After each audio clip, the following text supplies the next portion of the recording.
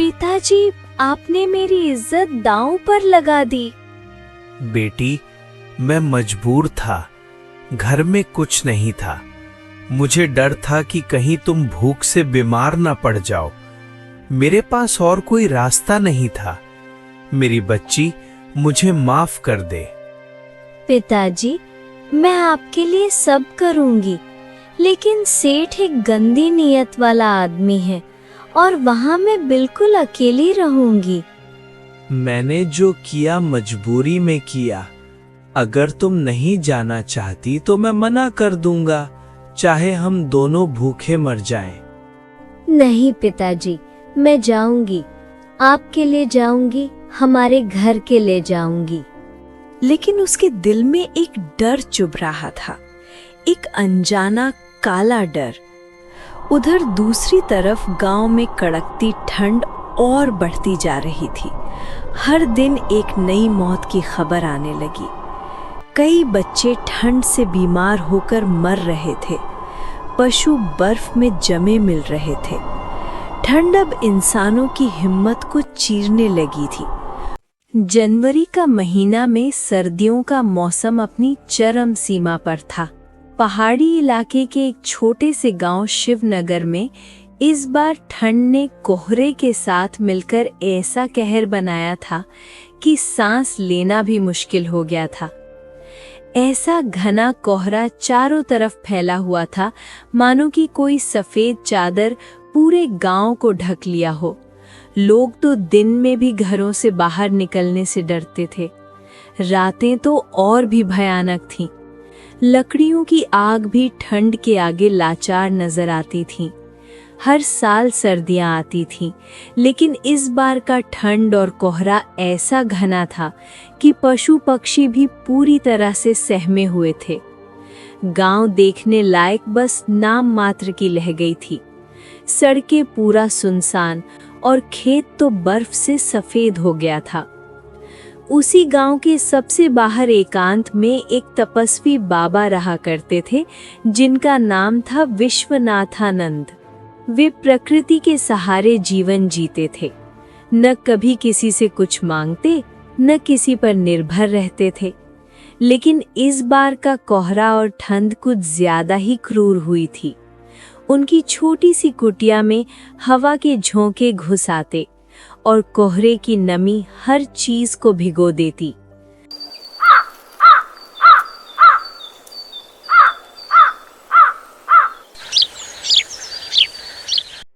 एक सुबह जब कोहरा इतना घना था कि 2 कदम आगे भी दिखाई नहीं दे रहा था, बाबा ने कांपते हुए गांव के सबसे बड़े सेठ हरि प्रसाद के द्वार पर पहुंचे।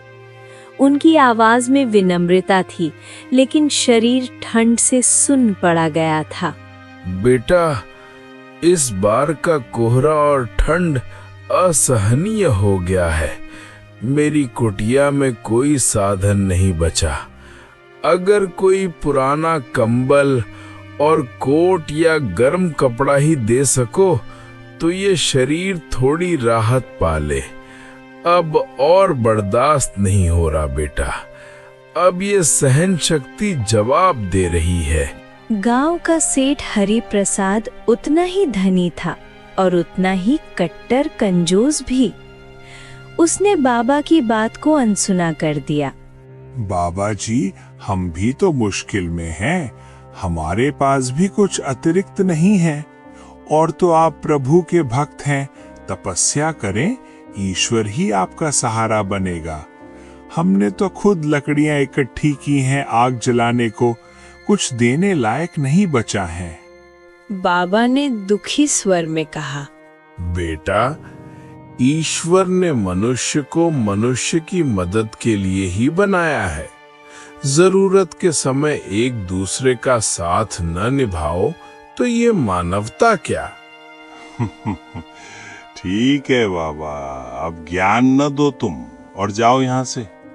निराश बाबा दर दर भटकते रहे। कोहरे में बाबा रास्ता भटकते रहे, ठंड से थरथराते, लेकिन किसी के द्वार पर दया का भाव नहीं जागा। सबने अपने दरवाजे बंद कर लिए, लेकिन कोई मदद नहीं किया। आखिरकार बाबा निराश होके अपनी कुटिया लौट आए। वहां कोहरा इतना घना था कि चादर भी पूरा बेकार था, बिल्कुल काम नहीं कर रहा था। उन्होंने ध्यान लगाने की कोशिश की, लेकिन शरीर कोहरे की नमी और ठंड से जकड़ चुका था। रात ढली, हवा और तेज हो गई, कोहरा और गहरा। बाबा ने आंखें बंद कर प्रार्थना की, हे प्रभु, इन लोगों को सद्बुद्धि दे। अब ये कोहरा और ठंड मैं अब सहन नहीं कर पा रहा हूँ। मैं आपके पास आ रहा हूँ। मुझको स्वीकार करो प्रभु। उसी भयावह रात को कोहरे ने उनका शरीर हमेशा हमेशा के लिए जकड़ लिया।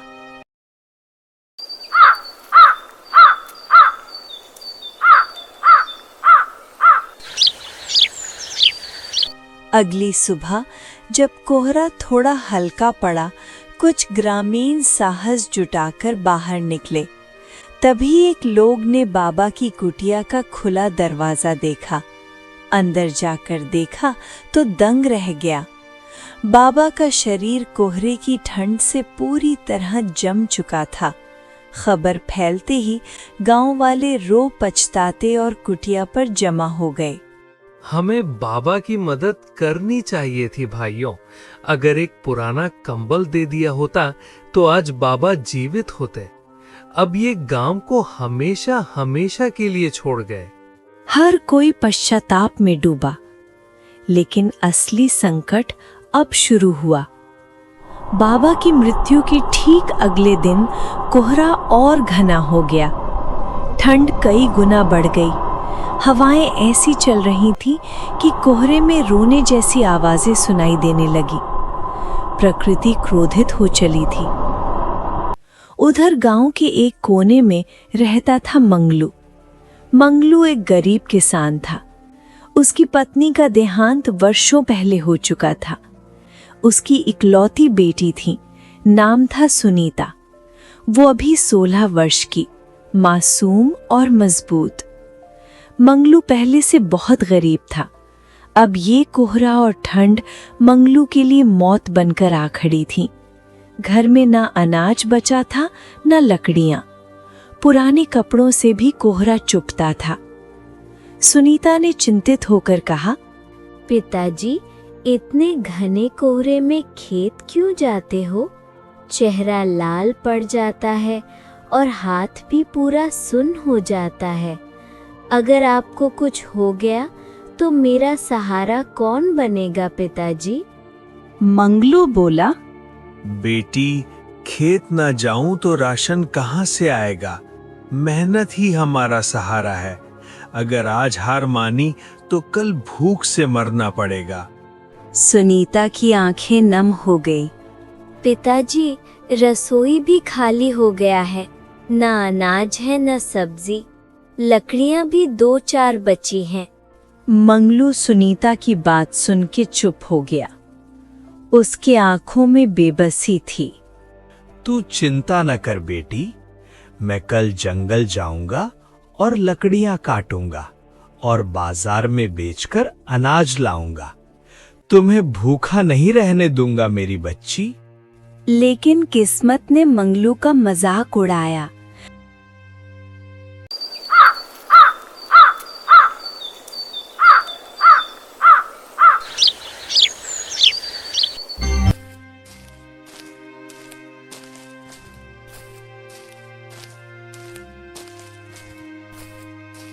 अगली सुबह मंगलू कुल्हाड़ी लिए जंगल पहुंचा। जंगल में कोहरा इतना घना था कि गांव से 10 गुना ज्यादा। मंगलू की उंगलियां सुन्न हो गईं और कुल्हाड़ी कांपती हुई वो लकड़ी काटने लगा। ठंड और कोहरा इतना ज्यादा तेज था कि मंगलू कुछ ही देर में हार मानकर घुटनों पर बैठ गया। सांसें तेज चल रही थीं, कंधों पर तो ओस जम गई।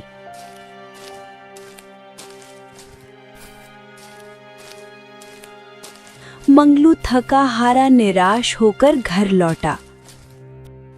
सुनीता ने मंगलू से पूछा। मंगलू निराश होके बोला, नहीं बेटी, जंगल में कोहरा ने मुझे तोड़ दिया।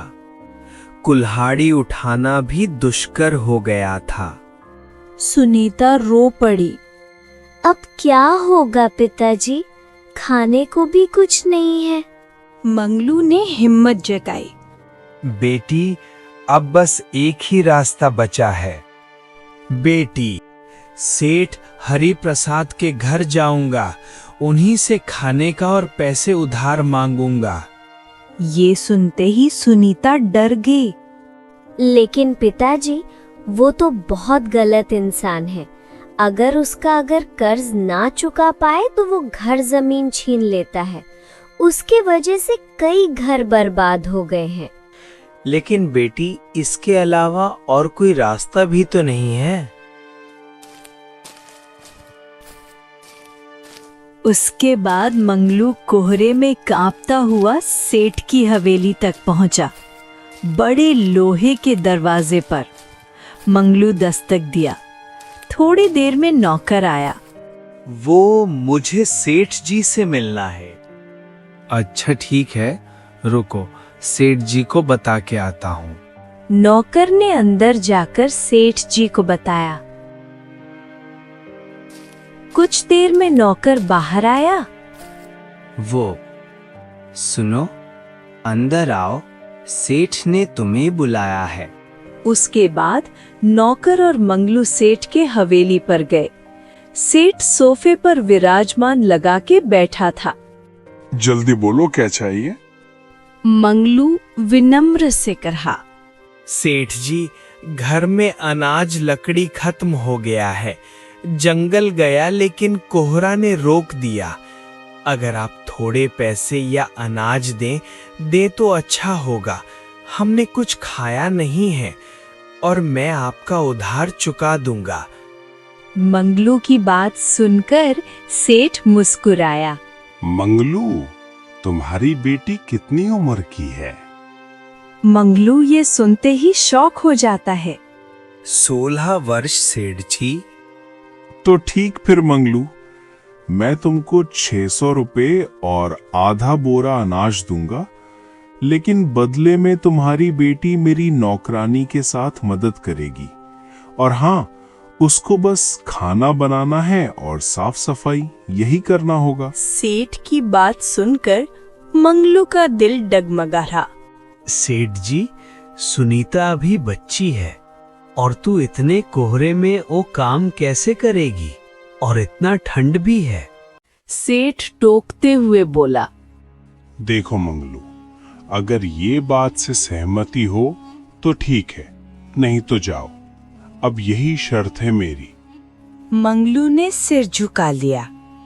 ठीक है सेठ जी, आज शाम को भेज दूंगा। मंगलू कांपते हाथों से पैसे और अनाज उठा लाया। घर पहुंचने पर सुनीता ने पूछा, पिताजी, अनाज कहाँ से मिला? कहीं आपने किसी से उधार तो नहीं लिया? मंगलू ने चुपचाप बोरा जमीन पर रख दिया और बैठ गया। उसकी आंखों में शर्म और मजबूरी दोनों थी। सुनीता ने दोबारा पूछा, पिताजी, बताइए ना। मंगलू की आंखों से आंसू गिर पड़े। बेटा, मैंने ये पैसे और अनाज सेठ हरि प्रसाद से लिए हैं। पिताजी, आपने उनसे क्यों मांगा? ये बहुत बुरे आदमी हैं।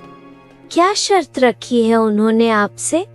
उन्होंने कहा आज शाम से तुम उसके घर जाकर काम करना शुरू कर दो। बस कुछ दिनों का काम है, खाना बनाना, झाड़ू पोछा, यही सब। सुनीता के चेहरे से जैसे खून सींच लिया गया हो। उसने धीरे से पूछा, पिताजी, आपने मेरी इज्जत दांव पर लगा दी। बेटी, मैं मजबूर था, घर में कुछ नहीं था। मुझे डर था कि कहीं तुम भूख से बीमार ना पड़ जाओ। मेरे पास और कोई रास्ता नहीं था। मेरी बच्ची, मुझे माफ कर दे। पिताजी, मैं आपके लिए सब करूंगी, लेकिन सेठ एक गंदी नीयत वाला आदमी है और वहां मैं बिल्कुल अकेली रहूंगी। मैंने जो किया मजबूरी में किया। अगर तुम नहीं जाना चाहती तो मैं मना कर दूंगा, चाहे हम दोनों भूखे मर जाएं।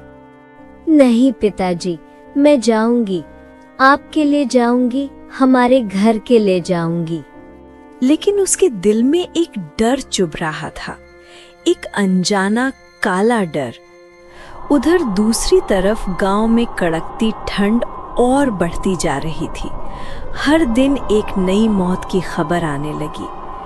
कई बच्चे ठंड से बीमार होकर मर रहे थे। पशु बर्फ में जमे मिल रहे थे। ठंड अब इंसानों की हिम्मत को चीरने लगी थी। लोग अब दबी आवाज में एक ही बात कह रहे थे, तपस्वी बाबा की आत्मा नाराज है। कहानी अब करवट लेने वाली थी। चांद धीरे धीरे उतर रही थी। आसमान पर अंधेरा, धरती पर बर्फ और हवा में ऐसी ठंड जो हड्डियों तक चुभ जाए। बेटी, अगर कुछ भी गलत लगे बस भागकर घर आ जाना। सेठ जैसा भी हो, पर मैं तुम्हें किसी भी कीमत पर चोट नहीं पहुंचने दूंगा। पिताजी, आप चिंता मत करिए, मैं सिर्फ काम करूंगी और लौट आऊंगी, मुझे कुछ नहीं होगा। लेकिन उसके चेहरे पर जो डर था, उसे वो खुद भी छिपा नहीं पा रही थी। सुनीता जैसे ही हवेली के बाहर पहुंची, उसके पैरों ने खुद ब खुद रफ्तार धीमी कर ली। उसे हवेली दूर से ही एक डरावनी साईं की तरह दिख रही थी। ऊंची दीवारें, बड़ी लोहे के दरवाजे और अजीब सी खामोशी। अंदर कदम रखते ही हवेली की गर्मी ने उसे कुछ राहत दी, लेकिन उसकी सांसें अब भी डर से थरथरा रही थीं। एक बूढ़ी नौकरानी पास आई और बोली, क्या तुम ही मंगलू की बेटी लो? सुनीता ने सिर हिलाया। नौकरानी ने उसे ऊपर नीचे देखा और फिर बोली, चलो, बहुत काम है बेटी। सुनीता उसके पीछे पीछे चल दी। वो हवेली के एक बड़े से कमरे में उसे ले गई, जहां सेठ हरि प्रसाद शराब पी रहा था। सेठ ने उसे देखते ही अपनी नजर धीमे धीमे उसके चेहरे से पैरों तक घुमाई। एक ऐसी नजर जिसने सुनीता को भीतर तक कांपने पर मजबूर कर दिया। आ गई तुम, बहुत अच्छा। अब से तुम मेरी हवेली में काम करोगी। सुनीता शांत खड़ी रही। सेठ ने नौकरानी की तरफ देखा और बोला, इसे काम समझा देना, और हाँ, अगर कोई काम को मना करे तो मुझे बताना। नौकरानी ने सिर हिलाया और सुनीता को रसोई में ले जाने लगी। रसोई पहले से ही गर्म थी। चूल्हे पर बर्तन चढ़े थे। नौकरानी ने बिना भाव के कहा, सब कुछ साफ करो, बर्तन धो, सब्जियां काटो, खाना बनाओ। तेरी उम्र की लड़कियां यहाँ सालों से काम कर रही हैं, तू भी आदत डाल ले। सुनीता ने बिना कुछ बोले काम शुरू कर दिया। घंटों वो चूल्हे के सामने खड़ी रही। आंखों में धुआं भर गया, हाथों में जलन, लेकिन मन सबसे ज्यादा उससे डरा हुआ था जो ऊपर बैठा शराब पी रहा था। जब वो आखिर थक कर एक कोने में बैठी तो नौकरानी फिर आई और बोली, चल, तुझे सेठ जी ने बुलाया है। सुनीता का दिल जोर से धड़कने लगा। उसके कदम लड़खड़ाए। हर कदम के साथ उसका डर बढ़ता जा रहा था। सेठ के कमरे में मोमबत्तियों की हल्की रोशनी फैली थी। सुनीता अंदर आई तो उसने मुस्कुरा कर कहा, आओ सुनीता, तुमने अच्छा काम किया है। सेठ जी, अभी थोड़ा काम बाकी है, कर लूं वरना मुझे देर हो जाएगी। इतनी भी क्या जल्दी है? मैंने तुम्हें सिर्फ काम के लिए थोड़ी ना रखा है। ये सुनकर सुनीता के हाथ कांपने लगे। उसने एक कदम पीछे कर लिया। सेठ आगे बढ़ा, एक धीमी मगर खतरनाक मुस्कान के साथ। तुम्हारे पिताजी ने जो उधार लिया है उसका कर्ज तुम्हें धीरे धीरे उतारना होगा, समझी? सुनीता का दिल डूब गया। उसे समझ आ गया, सेठ की नजर सिर्फ मजदूरी पर नहीं है, उसके शरीर की तरफ है। उसकी आंखें भर आईं। वो कांपते स्वर में बोली, सेठ जी, कृपया मुझे जाने दीजिए। मैं यहाँ सिर्फ काम करने आई हूँ। सेठ ने हाथ बढ़ाकर उसका कंधा पकड़ना चाहा, लेकिन तभी हवेली की सारी दीवारों में गूंजती एक भयानक चीख सुनाई दी। ऐसी चीख जैसे कोई आत्मा अपने क्रोध से धरती फाड़ दे। सेठ वहीं रुक गया। मोमबत्तियों की लौ अचानक बुझने लगी। खिड़कियों की शीशी कांपने लगी। हवा में एक अजीब ठंडी लहर दौड़ी, जैसे मौत खुद कमरे में उतर आई हो। सेठ लड़खड़ा गया और बोला, ये क्या था? सुनीता कांपते हुए बोली, लगता है कोई बाहर है। लेकिन सच कहीं ज्यादा डरावना था। ये आवाज इंसान की नहीं थी। पूरा गांव जानता था तपस्वी बाबा की आत्मा अब शांत नहीं है और आज रात उसका पहला प्रहार आने वाला था। हवेली में पहले ही वो दहाड़ती हुई चीख अभी भी दीवारों में गूंज रही थी। मोमबत्तियों की लौ एक एक कर बुझ चुकी थी। पूरा कमरा अंधेरे में डूब गया था। कौन है? कौन है वहां? ये मेरी हवेली है, बाहर निकलो। लेकिन आवाज उतनी ही खोखली थी जितनी उसकी आत्मा बचपन से अब तक रही थी। अचानक खिड़की अपने आप जोर से खुली। बर्फीली हवा ऐसी अंदर घुसी जैसे किसी ने दरवाजा नहीं, मौत का रास्ता खोला हो। सारी मोमबत्तियां बुझ चुकी थीं। सुनीता ने कांपते हुए देखा, रोशनी के बीचों बीच एक धुंधली आकृति खड़ी थी। चेहरा पहचान में नहीं आता था, लेकिन शांति और क्रोध दोनों एक साथ उसके आसपास थे और रख रहे थे। सेठ गरज कर बोला, दिखाई नहीं देता है?